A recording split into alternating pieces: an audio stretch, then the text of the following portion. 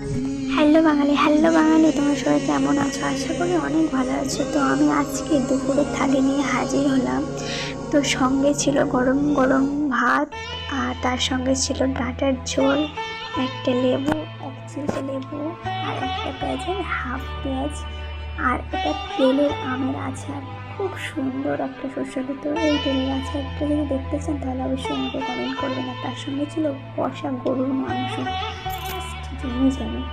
তো আজকে আমি থালিতে ছিল এই রেসিপিগুলো, আর সঙ্গে ছিল ডাঁটার ঝোলটা। এই ডাঁটার ঝোলে যদি সম্পূর্ণ ভিডিওটা দেখতে চান তাহলে এই চ্যানেলে লং ভিডিওতে চান।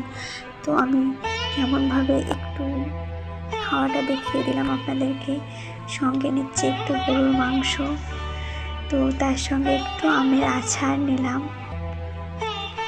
আমের আচারটি নিয়ে জাস্ট এমনভাবে মাখাচ্ছি,